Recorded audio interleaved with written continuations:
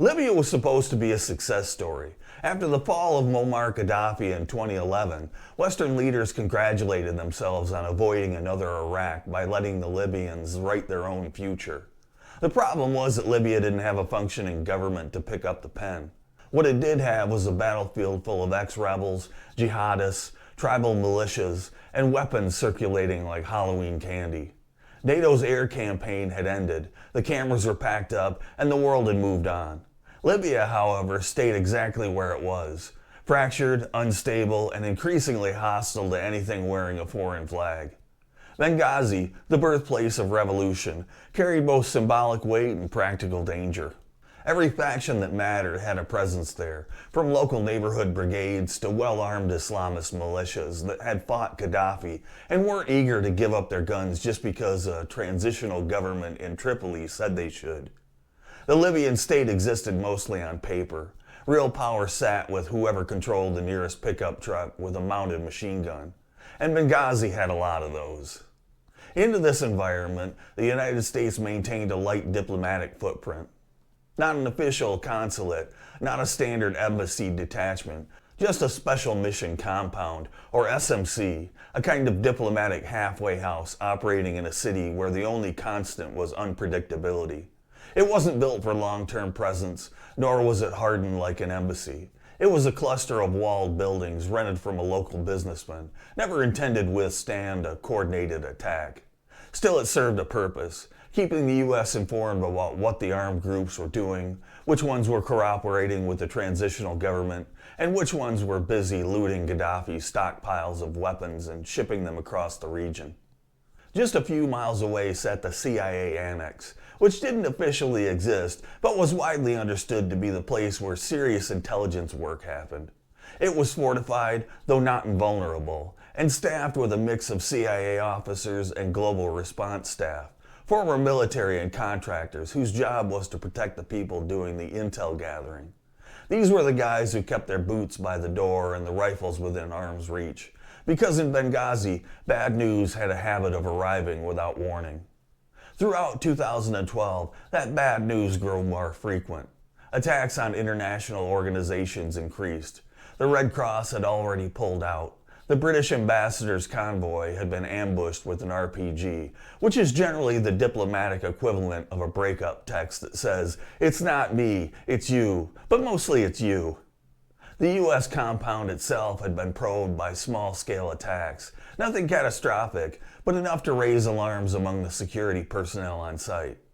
Requests for more guards, more barriers, and more resources flowed up the chain. Some were approved, many were not.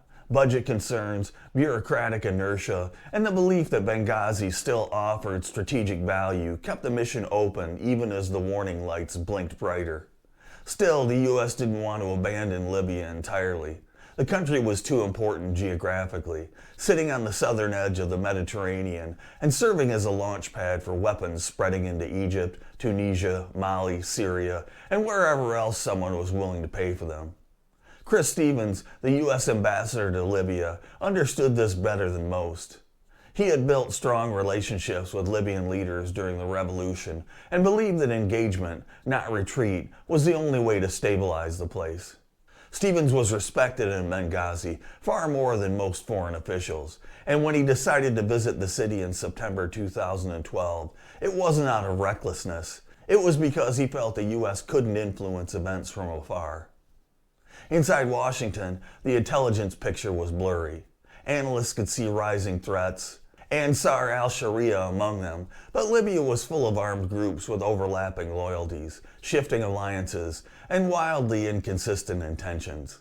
One militia that protected the U.S. compound on Monday might get into a firefight with another militia on Tuesday and blame America on Wednesday. Trying to distinguish friend from foe was like trying to index a library where someone had ripped the labels off all the books and set half of the shelves on fire. By early September, Embassy Tripoli and the Benghazi mission knew the date alone. September 11th carried risk. But there had been many anniversary warnings over the years, and most passed quietly.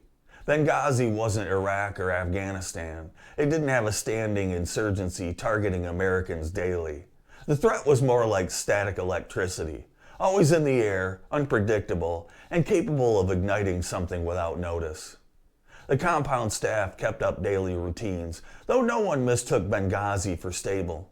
Diplomatic security agents stayed vigilant, scanning the roads and rooftops. Local guards hired through a contracted militia maintained an uneasy watch at the gate. The DSS agents knew these guards were unreliable, but they had few alternatives. The Annex crew kept their ear to the ground, literal and figurative, monitoring chatter, tracking groups moving through the city, and trying to connect dots that rarely stayed still long enough to form a picture. What no one realized, at least not with certainty, was that multiple factions in Benghazi were already watching the U.S. presence closely. Some were merely curious, some were hostile, and some were opportunistic enough to act if the conditions were right. All they needed was a spark, a moment when the Americans looked vulnerable, distracted, or undermanned. As the sun rose on September 11, 2012, the city looked deceptively calm. Shopkeepers opened their stalls, armed men lounged at checkpoints, bored more than angry. Traffic rolled along the same dusty streets it always had. Nothing suggested that within hours, a routine diplomatic visit would turn into one of the most intense and politically charged crises of the decade. And for the Americans in Benghazi, scattered across two facilities and relying on thin layers of security in a city with no functioning police force, the clock had already started counting down. The morning of September 11, 2012 didn't raise any alarms inside the Special Mission compound. Ambassador Chris Stevens had arrived the day before with a small security detail, and the plan for the day looked simple enough. Meet with local officials, check in with civil society groups, and reinforce America's presence in a city the State Department still considered important despite its volatility. Stevens was an optimist by necessity. No one volunteers to rebuild Libya unless they believe things can improve.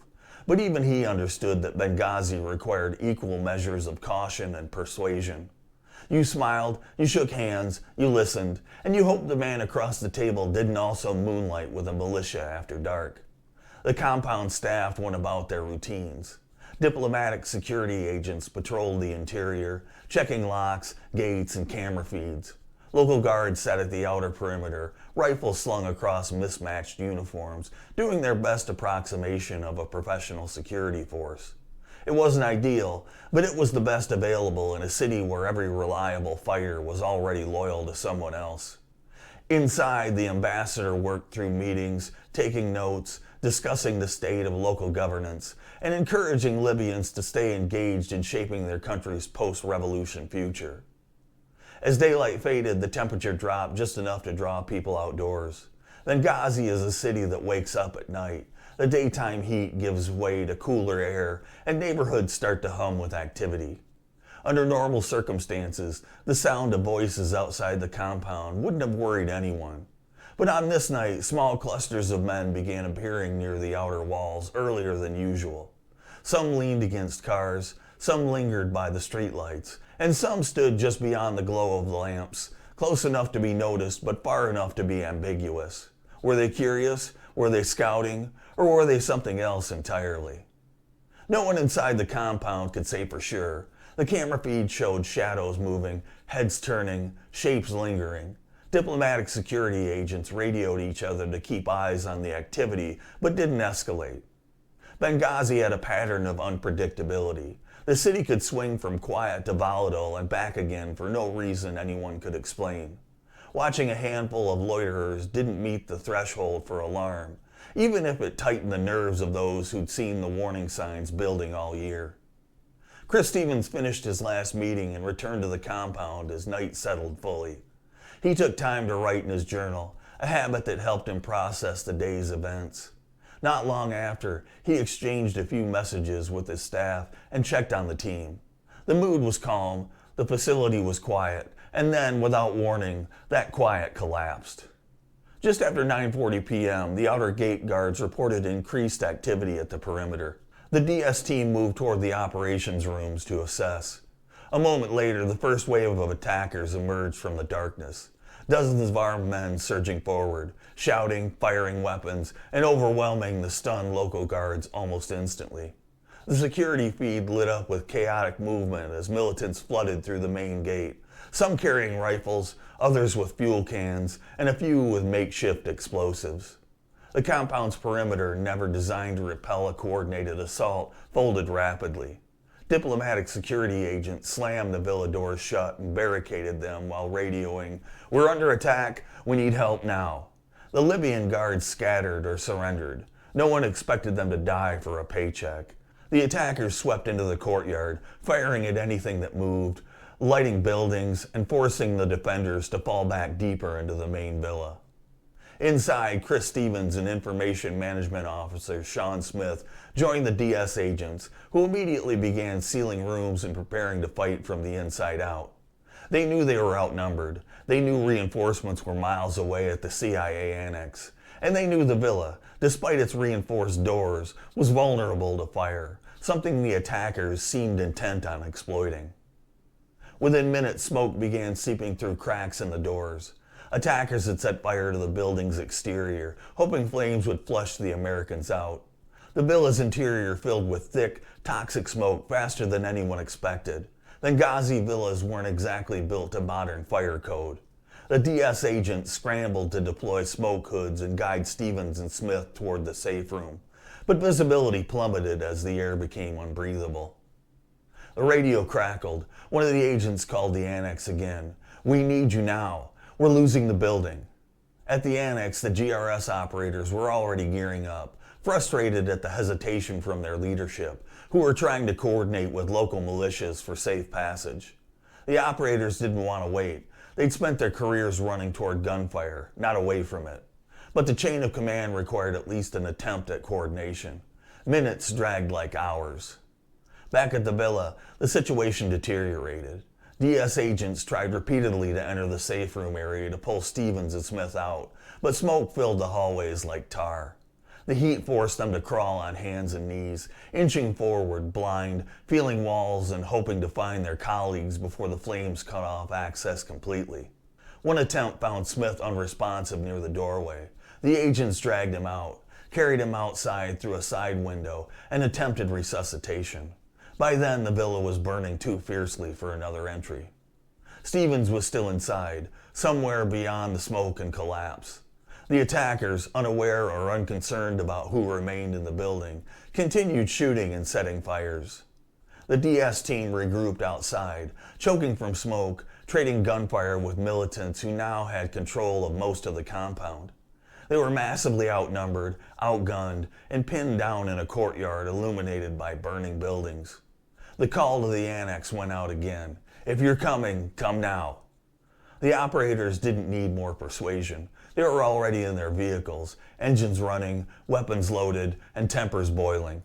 The order to move finally came, and the GRS team sped into the night, ready to fight through whatever Benghazi put in their way.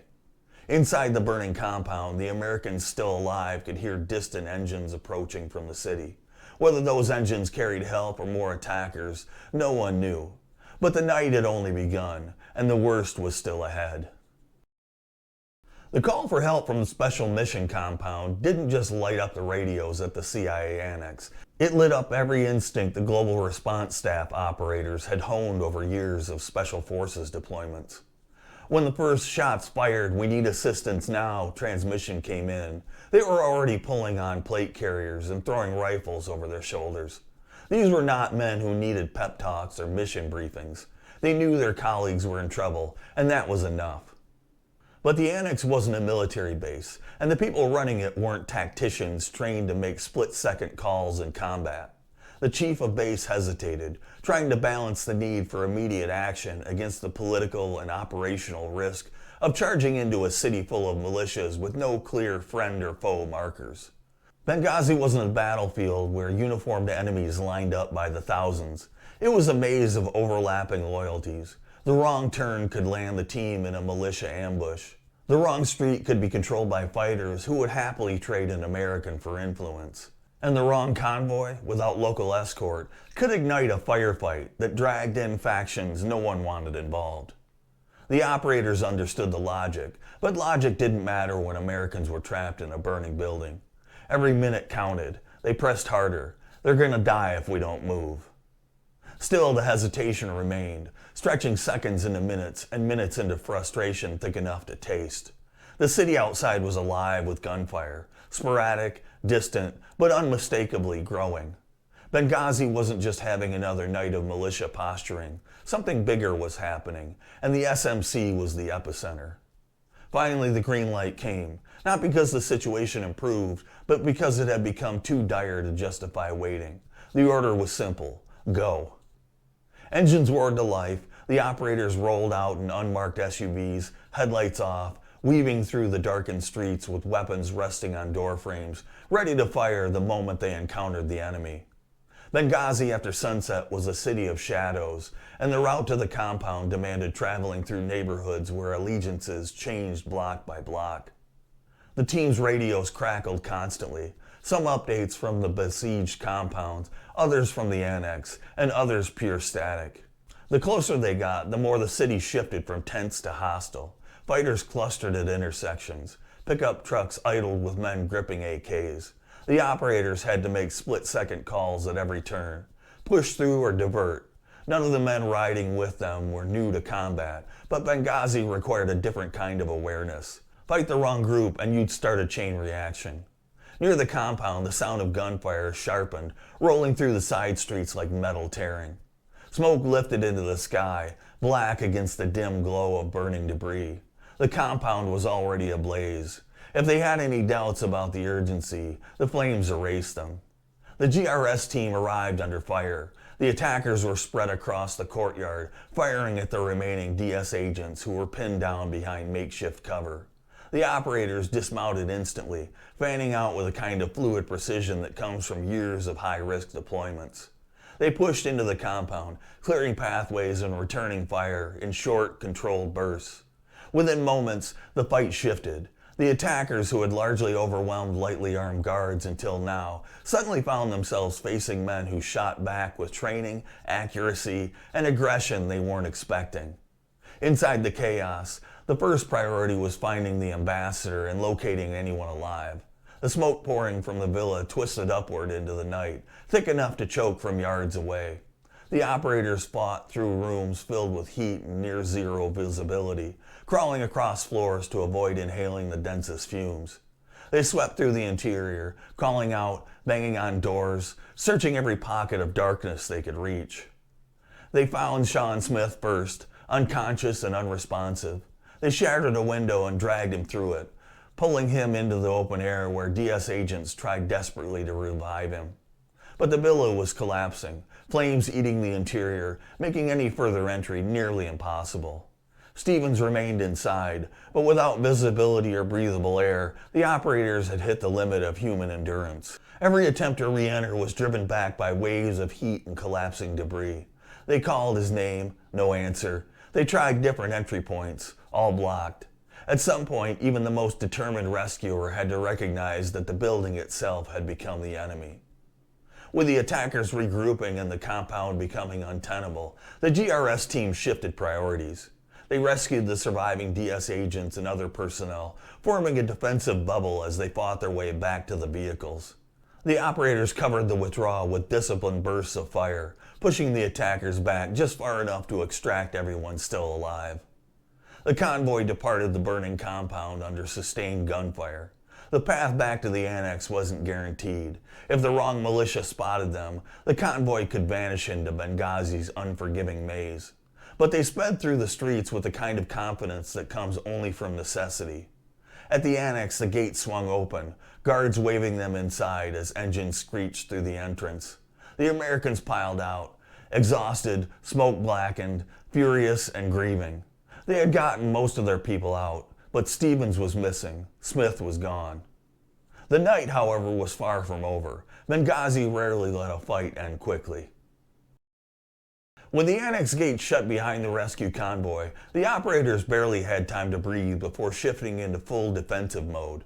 The rescued personnel staggered out of the vehicles, coughing, soot-covered, some still shaking from smoke inhalation.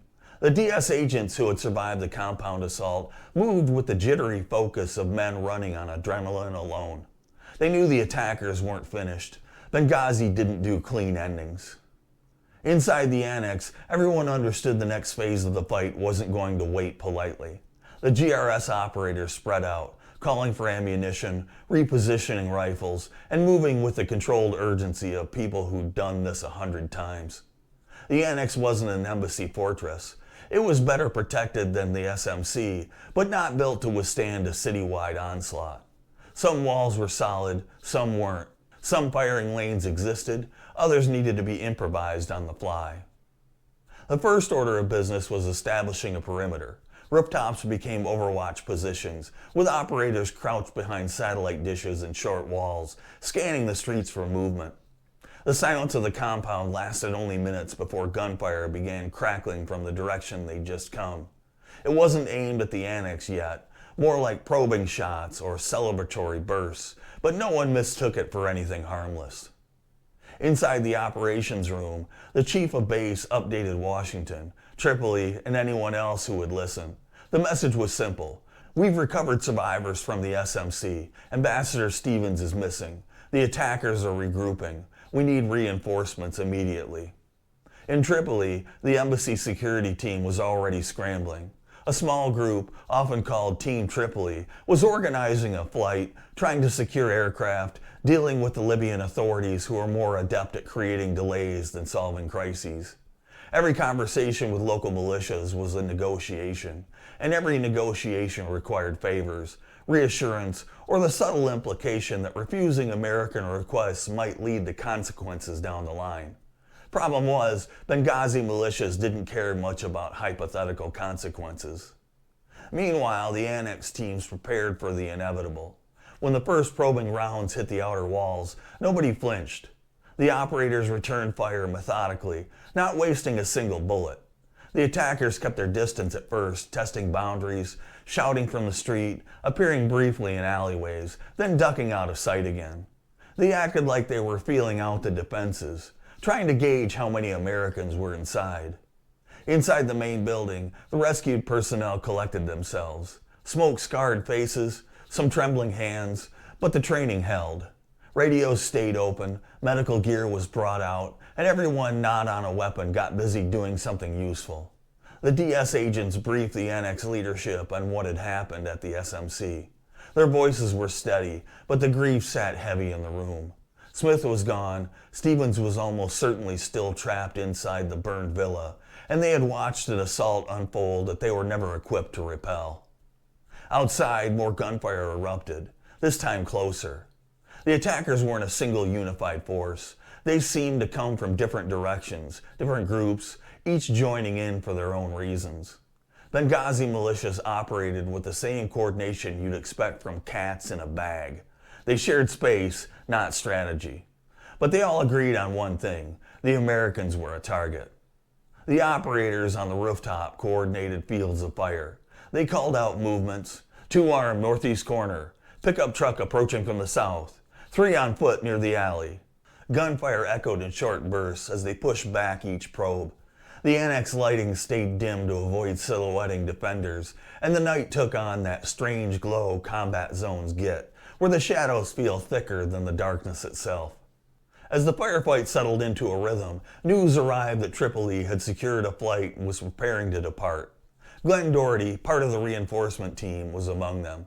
They gathered weapons, medical kits, and comms gear, then crammed into a plane arranged through a Libyan militia that decided, for reasons unclear and probably unstable, to cooperate. The flight into Benghazi wasn't safe. Nothing in Libyan airspace was safe, but the team boarded anyway. Back at the annex, the operators continued intercepting attackers around the perimeter. Some engaged directly, others shouted from the street, hoping to intimidate. A few even tried negotiating. Libyan's conflict always included someone trying to play both sides. But negotiation ended when someone opened fire on the north wall, and the operators answered with a disciplined volley that sent militants scrambling behind cover. Inside the building, the rescued personnel monitored radio traffic. The DS agents sat in exhausted silence. The CIA staff worked on intel feeds, tracking chatter, trying to determine which militias were involved. It didn't help that Benghazi was buzzing with confusion. Some militias claimed they were protecting the annex. Others accused the U.S. of provoking the fight. Still, others were trying to figure out which faction had the most to gain from the attack so they could join in. Around midnight, headlights appeared at the edge of the neighborhood, vehicles moving in a pattern that didn't match the earlier sporadic traffic. The operators tensed, tracking the convoy. It wasn't until the vehicles neared the gate that the Annex recognized them. Team Tripoli had arrived, reinforcements at last. The arrival changed everything. More trained shooters meant more sectors could be covered, more rooftops manned, and more firepower ready to push back anyone who tried storming the walls. Doherty and his team slid into position like they'd been there all night, grabbing rifles, scanning the streets, coordinating with the original GRS operators. For a moment, morale flickered upward. It wasn't victory, just breathing room. The night stretched on in cycles of quiet broken by gunfire. Some attackers tried advancing, only to be repelled. Others seemed to vanish, replaced by different groups approaching from new angles. The Americans held firm, trading fire, conserving ammo, keeping communications tight. Every passing minute brought sunrise closer, but nobody believed daylight meant safety. Everyone inside the Annex knew one thing with absolute certainty. If the attackers managed to mass enough fighters, or if a heavier weapon appeared, an RPG, a mortar, anything, they'd be in real trouble. The walls were strong, but not that strong, and Benghazi had plenty of men who knew how to use battlefield-grade weapons. The lull around 4 a.m. felt unnatural, too quiet, too still, the kind of calm that only exists so someone worse can step into it. The operators on the rooftop sensed the shift immediately. Something was moving in the dark, something different. What none of them knew was that the next attack wouldn't come with small arms or another probing wave.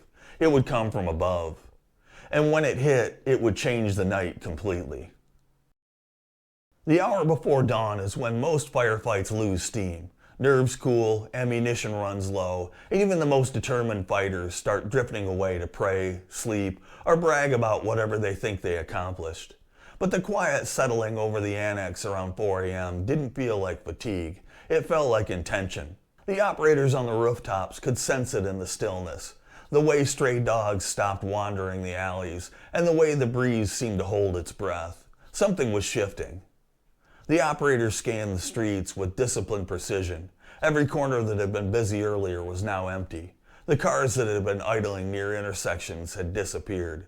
The usual nighttime noise of Benghazi, arguing men, revving engines, celebratory gunfire, had flattened into silence. The city wasn't resting, it was watching. On the rooftop, Tyrone Woods, Roan to everyone who worked with him, moved between positions, checking fields of fire and confirming overwatch lanes. He'd done this job long before Libya, long before Benghazi, long before anyone in Washington knew his name. He trusted the quiet as little as he trusted the militias outside the walls. If the earlier waves had been chaotic, uncoordinated mob attacks, this silence meant someone with discipline was taking charge. Operators called out subtle observations. Movement 2 blocks north, no visual. Possible spotters on rooftop east, too far to engage. Neighborhoods clearing out, something's coming. Inside the Annex, the rescued personnel remained alert but exhausted, listening to the rooftop updates with the grim understanding that the night wasn't done with them yet. The CIA staff tried to track chatter, but radio traffic from local militias had become cryptic. Messages about visitors, gifts, and the morning plan. Nothing specific, but everything pointed in one direction: escalation. When the attack came, it didn't start with gunfire. It started with a low, distant thump, so faint that only the operators on the roof caught it. Possible mortar, one called out. Direction? West, maybe southwest, hard to tell with the echo. The next thump cut him off, louder, closer. Mortars are the kind of weapon you don't need to see to fear. The arc is invisible, the impact unforgiving. And whoever was firing these wasn't guessing. They were adjusting, walking the rounds in. The first impact slammed into an empty area just outside the Annex walls, sending dust and debris into the air. The operators hit the deck instantly. Mortars confirmed, brace for follow-on. The second round landed closer. The third was nearly on target. Then came the fourth. It struck the rooftop building known as Building C, right where several operators, including Woods and Glenn Doherty, who had arrived hours earlier with the Tripoli team, were positioned. The explosion tore through the rooftop with violent accuracy. Shrapnel sliced through concrete, metal, and anything unfortunate enough to occupy the blast radius. The radio erupted with overlapping shouts. Building C hit. Men down, request medic now. The annex shook as the blast's concussion rippled through the compound. Operators scrambled toward the rooftop, but another mortar round dropped before they could regroup. This one hit the far side of the annex, spraying fragments across the courtyard. The attackers had zeroed in. Each round was falling with terrifying precision. These were not amateurs lobbing shells randomly. This was coordinated, skillful, and deadly. On the rooftop, the scene was chaos. One operator was down, severely wounded. Others were disoriented, ears ringing, trying to return fire despite knowing rifles were useless against a weapon they couldn't see. Doherty had been struck by shrapnel. Woods was unresponsive. The mortar had done more damage in seconds than rifles had done all night. Inside the building, medics and operators sprinted upstairs, weaving through smoke and dust. They reached the rooftop and immediately began treating the wounded, dragging survivors towards stairwells between impacts. Every mortar round hammered closer than the last. The entire compound felt like it was bracing for collapse. Need to evacuate the roof. Get them down. Go, go. The operators worked with grim resolve, hauling bodies, applying tourniquets, stabilizing casualties on the move. The medic team moved like a machine, practiced, focused, ignoring the fact that another round could fall at any moment. Then, just as suddenly as it began, the barrage stopped. Silence again. Not calm, not safety, just absence, as if whoever was firing had decided they'd made their point or run out of ammunition. No one dared assume it was over, but as the seconds stretched into a full minute with no follow-on explosions, the operators realized the mortar team had finished its job. Whether the attackers intended to assault the annex afterward or simply cripple its defenders, no one could tell, but the damage was done. Inside the infirmary area, the severity of the situation became painfully clear. Woods and Doherty had been mortally wounded. Others were fighting for their lives. The annex had lost two of its most experienced defenders in the span of a few heartbeats. The operators didn't have time to grieve. They barely had time to process what had just happened. They reorganized defensive positions, redistributed ammunition, and prepared for the possibility that the mortar attack was only the precursor to a ground assault. But the attackers didn't follow up. Perhaps they had planned to. Perhaps they didn't expect the Americans to hold. Perhaps killing defenders on the rooftop was the objective all along. In Benghazi, motives changed as fast as alliances. The annex leadership convened quickly. Evacuation was no longer optional. The compound was no longer defensible, not with defenders down and the attackers proving they could deliver precise indirect fire at will. Reinforcements were not coming. No help was on the horizon. It was time to leave, and they would have to fight their way out. The decision to evacuate wasn't dramatic. There were no arguments, no drawn-out meetings, no illusions left to cling to. The mortar attack had ripped away whatever remained of the annex's margin for survival. With Woods and Doherty killed, multiple defenders wounded, and the attackers proving they could drop explosives on the roof with surgeon-level accuracy, the only rational path left was to get everyone out before dawn brought even more chaos. The operators gathered in the courtyard, faces lit by the faint glow of burning debris, smoke drifting overhead like a reminder the night wasn't done with them. They moved with the subdued coordination of men who understood the stakes. If they lingered, they died. If they hesitated, they died. Benghazi wasn't giving out second chances. Vehicles were prepped in near silence. The convoy was small, too small for comfort, and some of the SUVs had already taken damage earlier in the night. Still, they were all the Americans had, and they were going to squeeze every last ounce of reliability out of them. Weapons were reloaded, radios were checked, the wounded were stabilized and secured into the best spots they could manage, some in back seats, some on the floor, some held upright by whoever could spare a hand. Inside the annex building, the staff stripped out anything sensitive, Documents, electronics, hard drives. What couldn't be carried was destroyed. Benghazi wouldn't get trophies tonight, but it wouldn't get intelligence. The DS agents who had survived the SMC attack moved with quiet determination. They'd fought through fire and smoke already, and now they were ready to do it again, this time with wounded friends in tow. Some of them looked hollowed out by exhaustion, but their hands never shook. Perhaps they were beyond shaking. The operators reviewed the evacuation plan one more time. The route was a gamble. Every road in Benghazi was a gamble. But they picked the one that offered the fewest blind corners and the best chance of avoiding hostile checkpoints. They knew at least one militia claimed to be offering protection. They also knew militias in Benghazi offered protection the same way storm clouds offered shade. Briefly, unpredictably, and often just before lightning struck. Just after 5 in the morning, the convoy rolled out. The annex gate opened only long enough for the vehicles to surge into the street, engines growling in the pre-dawn dark. Benghazi at this hour looked eerie, like a city holding its breath. Trash blew across empty intersections. Stray dogs slunk into shadows. The buildings that had echoed gunfire for hours now stood in silent expectation, as though watching the Americans' departure with a kind of grim curiosity. The operators kept weapons trained out every window. If anything moved, they were ready to respond.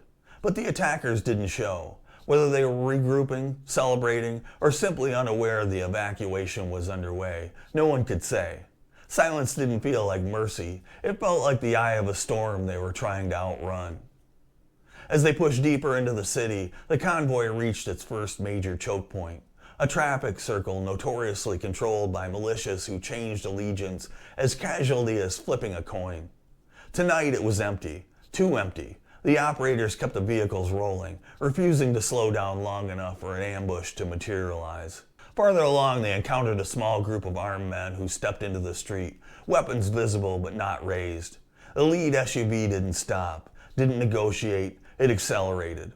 The militia scattered, shouting something unintelligible as the convoy tore past. Benghazi had rules, but none applied now. The airport came into view like a mirage, an ugly, half-functional facility, but the closest thing to salvation anyone in the convoy would see tonight. The Libyan forces holding it were unreliable at the best of times, but word had spread that the Americans were coming, and for once, cooperation didn't collapse into chaos. The convoy rolled through the gates without resistance. Inside the perimeter, the Americans unloaded quickly, transferring the wounded to the waiting aircraft and preparing to board. Some leaned against the vehicles, shoulders slumped, adrenaline wearing off in heavy waves. Others stayed alert, rifles still up, refusing to relax even with the airport's floodlights washing over them. Only when the aircraft engines spooled up did the weight of the night begin to settle. They had lost friends, they had lost an ambassador. They had held a line until the line nearly broke. And now, as the wheels lifted off the Benghazi runway, they weren't escaping so much as surviving. Below them, the city shrank into darkness again, a patchwork of dim lights, burned out streets, and the lingering echo of a night that would ripple far beyond Libya. The fight was over, but the fallout had just begun. When the Americans lifted off from Benghazi just after sunrise on September 12th, the fight on the ground ended, but the battle over what had happened had only begun. Before the plane even reached Tripoli, the first fragments of information were already racing through the government channels, media feeds, embassy networks, and intelligence briefings. None of them matched. Everyone had a partial picture. Everyone had a theory. And in Washington, where timing and perception are currency, the absence of clarity was its own kind of crisis. The initial reports were chaotic. Some suggested a protest that had escalated. Others pointed to a coordinated attack by militants. A few claimed both.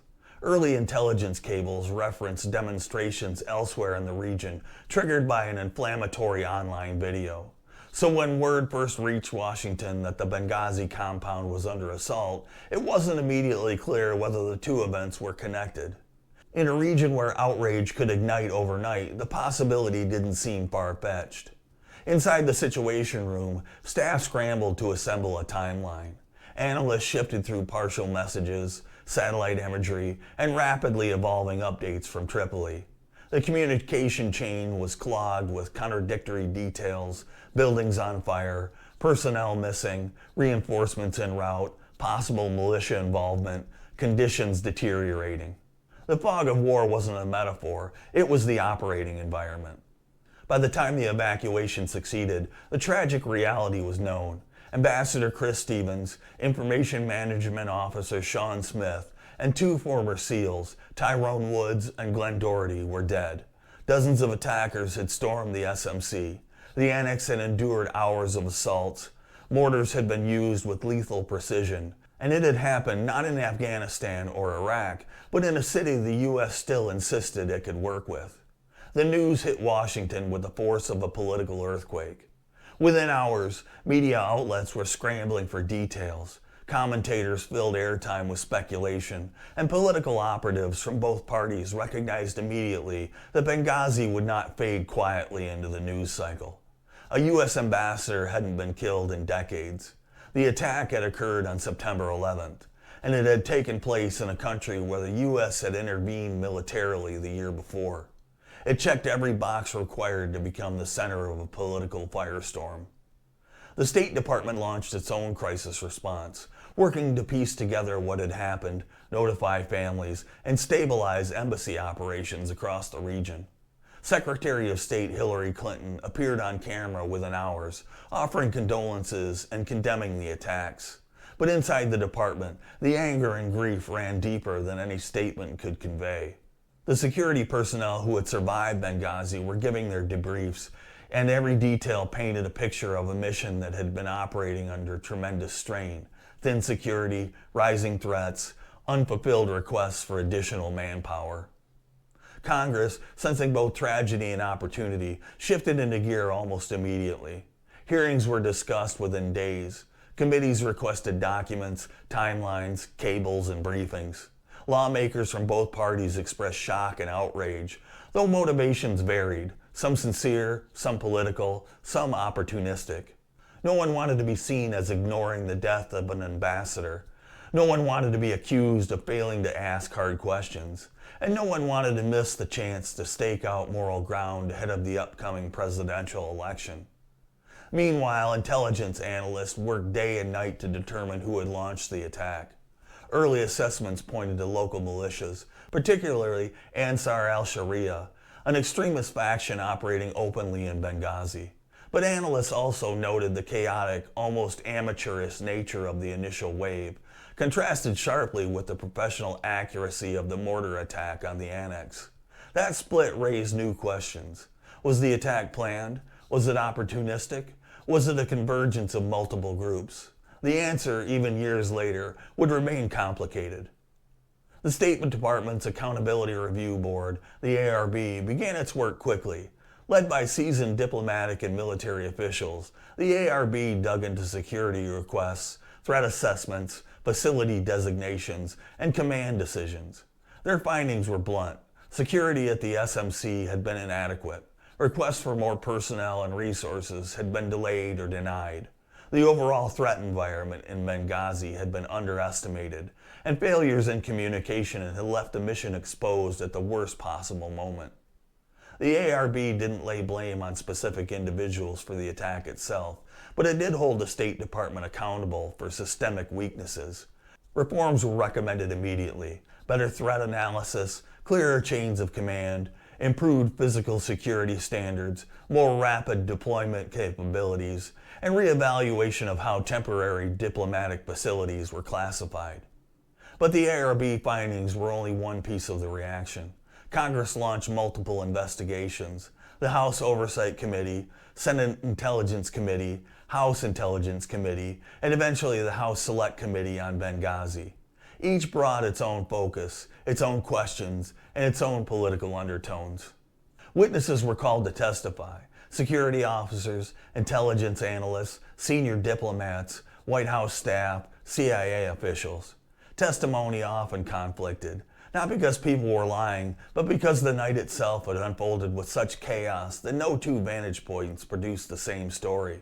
The firefight at the SMC looked different from inside the villa than it did from the DS bunkers.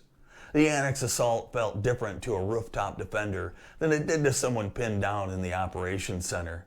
And Washington saw the night through the distorted lens of time delays, partial reports, and incomplete intel. Still, hearings pressed on for years. Benghazi became shorthand for everything from policy disagreements to campaign sound bites. It became a political symbol far removed from the sand, smoke, and gunfire of the actual attack. It became an argument, a rallying cry, a televised spectacle. But behind all the noise were men who had fought for hours with limited support, defending colleagues with no thought to politics or perception. The American public saw the aftermath through an entirely different lens than the operators who had lived it. For the GRS teams and DS agents, Benghazi was a night defined by bravery, confusion, and loss. For Washington, it became a test of narrative and accountability. And for the families of the 4 Americans killed, it became a permanent reminder of how fragile diplomacy can be and how dangerous the world remains.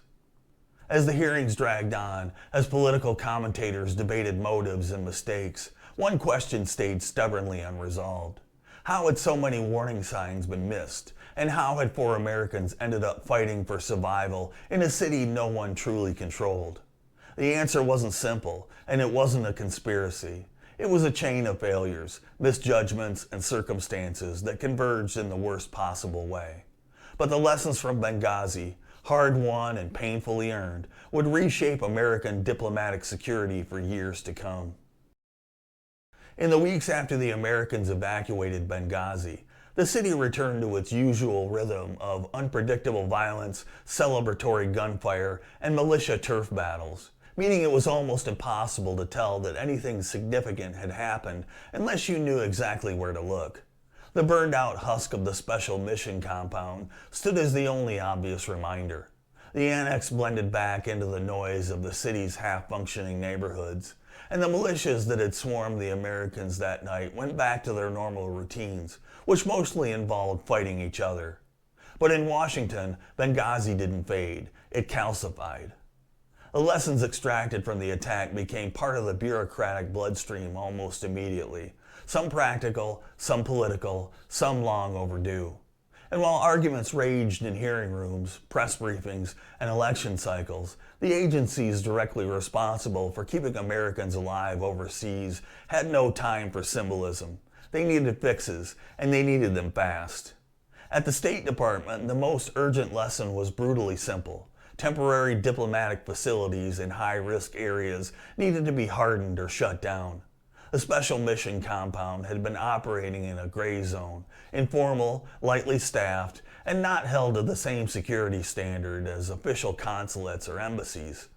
After Benghazi, that ambiguity vanished. If a building flew the American flag or housed Americans doing official work, it had to meet strict physical security requirements, or it didn't operate at all. The Accountability Review Board's recommendations began taking shape. More Marine Security Guard detachments were deployed worldwide. High-threat posts received additional security personnel, better barriers, stronger gates, more cameras, and clearer chains of command. The labyrinth of approvals required to add security staff was streamlined, not eliminated, but tightened enough that critical requests no longer languished in inboxes waiting for someone to review them later. The next lesson came from the chaos of the night itself. Interagency coordination had to improve. The split between CIA and State Department operations had created confusion over who commanded what and provided protection to whom, and how reinforcements should be deployed.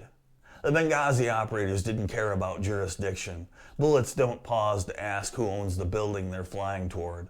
But Washington systems had cared, and that system had slowed things down.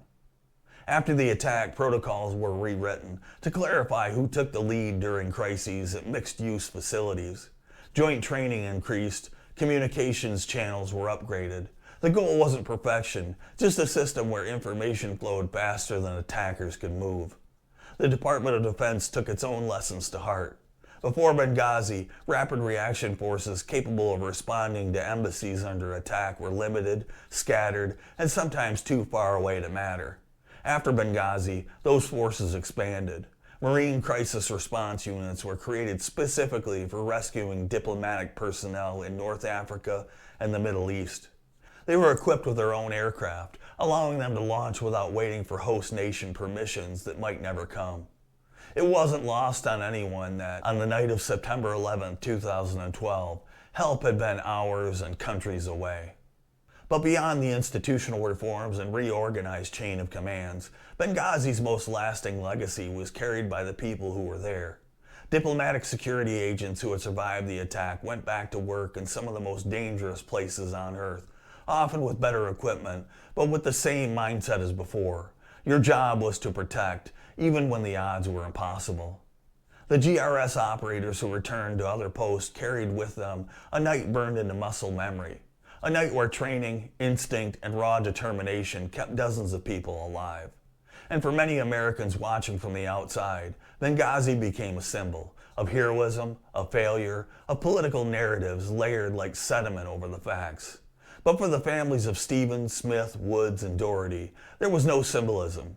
There was only the reality that 4 men had died doing their jobs in a place their country needed them, even if it hadn't given them everything they needed to survive the night. Years later, analysts would continue debating the attack. Politicians would continue invoking it.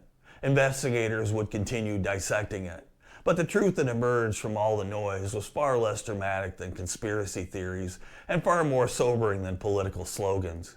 Benghazi was a tragedy born of risk, misjudgment, and the inherent danger of doing diplomacy in places where the concept of government is a suggestion rather than a structure. The Americans who fought there didn't fight for talking points or committee reports. They fought for each other. They fought for the wounded. They fought because the alternative was leaving colleagues to die alone in the dark. And when the last aircraft lifted off the Benghazi runway, carrying the survivors away from a city that would never fully make sense, the legacy of that night was already taking shape. Not in speeches or hearings, but in the hard, necessary changes that would quietly protect Americans in future crises. Benghazi didn't break U.S. diplomacy, but it forced it to evolve. I'm Dave. I appreciate you watching. Please subscribe, like, comment, and share. And until next time, stand tall. He's a Dave, dude. Dave's got to stick together, you know what I mean?